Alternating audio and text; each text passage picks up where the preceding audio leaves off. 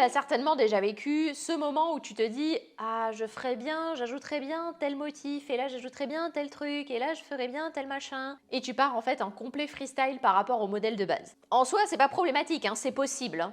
Ça m'est arrivé une fois sur un modèle tout classique où je pars en impro direct. Je mets des torsades, je fais un petit motif en chemin par là. J'étais hyper fière. J'imaginais déjà le pull parfait, ce que ça allait rendre et tout. Celui que tout le monde allait admirer. Et ouais. Oh là là, ouais.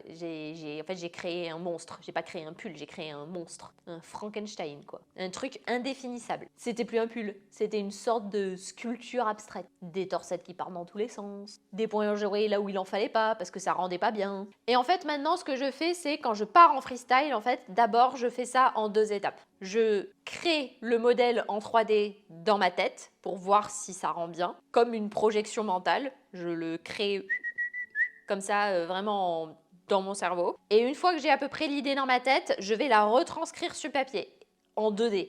Et il y a toujours un passage obligatoire sur papier. Et en fait, c'est à ce passage-là que je sais si ça passe ou pas. C'est est-ce que j'ai réussi à faire le transfert de ce que j'imagine dans ma tête versus le papier. Et si ça passe, ça veut dire que ça passera en tricot. Mais si ça passe pas, ça veut dire que ça passera jamais. Et qu'il faut que je règle un truc, que j'enlève des choses ou que je réajuste ça.